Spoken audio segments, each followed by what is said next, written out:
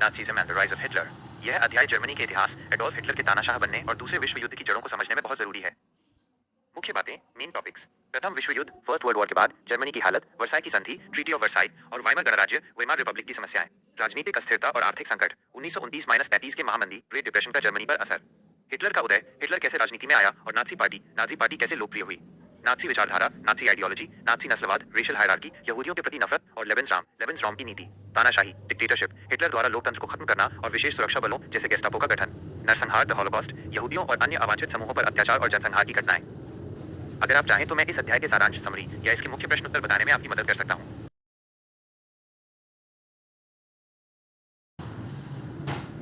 लाजवाब सवाल है। हिटलर का उदय, राइज ऑफ हिटलर, कोई एक दिन का काम नहीं था। ये कई भयानक घटनाओं और जर्मनी की खराब किस्मत का नतीजा था। सुनिए, मैं आपको मुख्य बातें बताता हूं कि एडोल्फ हिटलर कैसे एक गली के सिपाही से जर्मनी का ताकतवर तानाशाह बन गया।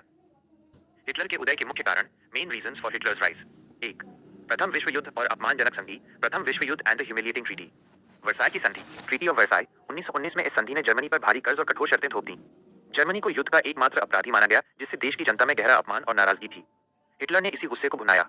नवंबर के अपराधी, लोगों ने वाइमर गणराज्य, वीमार रिपब्लिक, जर्मनी की नई लोकतांत्रिक सरकार को इस संधि पर दस्तखत करने के लिए विश्वासघाती माना। 2. राजनीतिक अस्थिरता और लोकतंत्र की कमजोरी, पॉलिटिकल इंस्टेबिलिटी। वाइमर गणराज्य बहुत कमजोर था। बार बार चुनाव होते थे और कोई भी पार्टी स्थिर सरकार नहीं बना पा रही थी, जिससे अराजकता का माहौल था। 3. आर्थिक महामंदी का फायदा, exploitation of the great depression. 1929 की महामंदी, जब पूरी दुनिया में आर्थिक संकट आया तो जर्मनी की हालत सबसे खराब हुई। बेरोजगारी, अनएम्प्लॉयमेंट 60 लाख तक पहुंच गई और लोग भूखे मर रहे थे। डर और निराशा, इस निराशा के माहौल में हिटलर ने लोगों को एक मजबूत नेता और एक बेहतर भविष्य का सपना दिखाया। 4. हिटलर का करिश्माई व्यक्तित्व, हिटलर्स कैरिज्मेटिक पर्सनालिटी। जबरदस्त वक्ता, हिटलर एक शानदार और जोशीला भाषण देने वाला ओरेटर था। वो अपनी बातों से भीड़ को बांध लेता था और जर्मनी के खोए हुए गौरव को वापस लाने का वादा करता था। नाजी प्रचार, नाजी प्रोपेगेंडा, नाजी पार्टी ने लाल झंडों, स्वास्तिक चिन्ह और संगठित रैलियों के जरिए माहौल को राष्ट्रवादी बनाया और लोगों को अपनी तरफ खींचा। 5.